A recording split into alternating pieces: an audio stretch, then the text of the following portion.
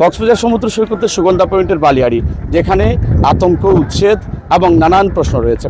এখন জেলা প্রশাসন এসছে অভিযান করবার জন্য, এবং অন্যদিকে এখানকার যারা বালিয়াড়ির দোকানদার রয়েছেন তারা নিজ উদ্যোগে তাড়াহুড়ো করে দোকানপাটগুলো সরাচ্ছে। আমরা ঠিক সুগন্ধা পয়েন্টের বালিয়াড়িতে আছি এবং দেখানোর চেষ্টা করবো এখানে অসংখ্য দোকানপাট আছে, যে দোকানগুলো, হকারিগুলো দীর্ঘ বছর ধরে এখানে ব্যবসা করছেন, ঝিনুক ব্যবসা করছেন, আচার বিক্রি করছেন, নানান পর্যটকদের সেবার জন্য নানান জিনিসপত্র, কক্সবাজারের সৌন্দর্য মণ্ডিত জিনিসপত্র যেগুলো আছে সেগুলো এখানে বিক্রি করছেন দীর্ঘ বছর ধরে, দীর্ঘদিন ধরে।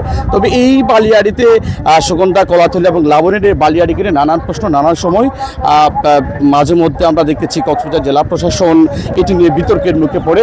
এই বিতর্কের মুখে 2024 সালের 5 আগস্টের পর নানান মানুষকে আবার নতুন করে বহু বিচ কার্ডের বৈধতা দেওয়া হয়েছে, এবং বৈধতা দেওয়ার পর আমরা দেখতে পাচ্ছি এখন আবারও উচ্ছেদের আতঙ্কে রয়েছে ব্যবসায়ীরা, ঠিক একই জেলা প্রশাসনের দ্বারা।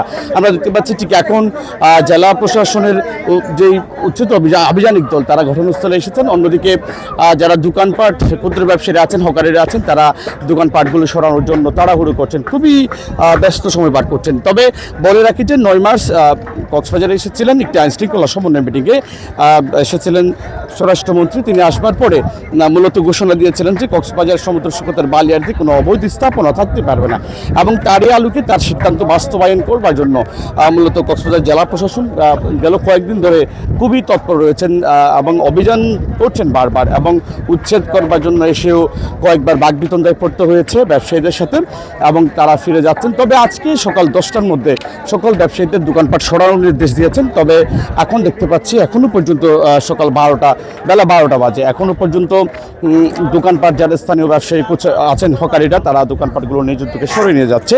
অন্যদিকে পুলিশের টিম রয়েছে, আনসার, পাশাপাশি জেলা প্রশাসনের আভিযানিক দল তারাও এসে উপস্থিত হয়েছেন যে একটু পরে হয়তো অভিযান শুরু করতে পারে তারা।